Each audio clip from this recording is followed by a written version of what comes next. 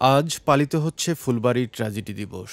২০০৬ সালের এই দিনে দিনাজপুরের ফুলবাড়ীতে উন্মুক্ত পদ্ধতিতে খনি বাস্তবায়নের প্রতিবাদে হাজার হাজার মানুষ আন্দোলন গড়ে তোলে। সেই আন্দোলনে তৎকালীন আইনশৃঙ্খলা রক্ষাকারী বাহিনীর গুলিতে তরিকুল, আমিন ও সালেকিন মারা যায় এবং আহত হয় বহু মানুষ। তার মধ্যে অন্যতম ছিলেন বাবলু রায়। পুলিশের গুলিতে পঙ্গুত্ব বরণ করতে হয়। এরপর থেকে বিছানায় শুয়ে দিন কাটাতে হয় তাকে।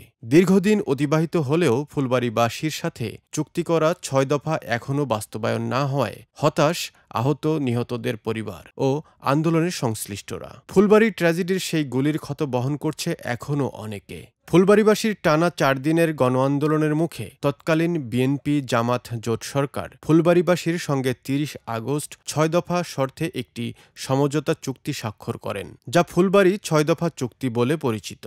এরপর থেকে এই দিনটিকে ফুলবাড়ীবাসী ও আন্দোলনকারী সংগঠন তেল, গ্যাস, খনিজ সম্পদ ও বিদ্যুৎ বন্দর রক্ষা জাতীয় কমিটি ফুলবাড়ী দিবস হিসেবে পালন করে আসছে। একই সাথে ফুলবাড়ীবাসীর সাথে সম্পাদিত ৬ দফা দাবি বাস্তবায়নে আন্দোলন করে আসছে। আন্দোলনে গিয়ে গুলিবিদ্ধ হয়ে চিরতরে পঙ্গুত্ব বরণ করতে হয়েছে বাবলু রায়কে। আমার একমাত্র চলার অবলম্বন হচ্ছে আমার হুইল চেয়ার ছাড়া আমি চলতে ফিরতে পারি না।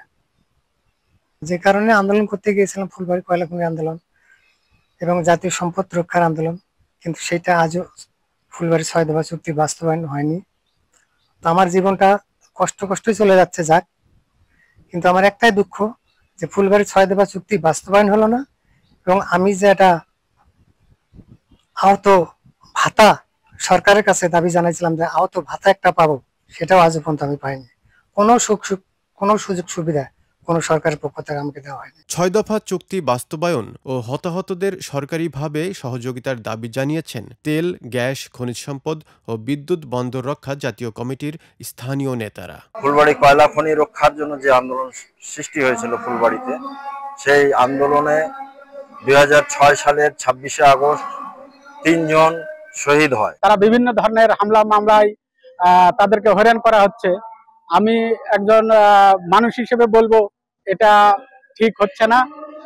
অতি সত্বর তাদের এই হামলা মামলাগুলো তুলে নিয়ে তাদেরকে শুদ্ধভাবে জীবনযাপনের জন্য চলাফেরার জন্য তারা যেন শুদ্ধভাবে চলতে পারে, এই আহ্বান আমি সকলকে জানাচ্ছি। আমরা বারবার বলেছি তার রাষ্ট্রীয় একটি ভাতার ব্যবস্থা করা।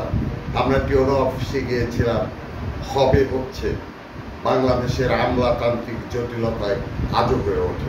বাংলাদেশের প্রাণ প্রকৃতি রক্ষা করতে হলে আমাদের অবশ্যই বিদ্যুৎ জ্বালানির সমস্যা সমাধান করতে হবে, কিন্তু সেটা কোনোভাবে আমাদের প্রাণ প্রকৃতিকে ধ্বংস করে নয় বলে জানিয়েছে এই নেতা। আমরা মনে করি বর্তমান সরকারেরও একটা দায়িত্ব আছে।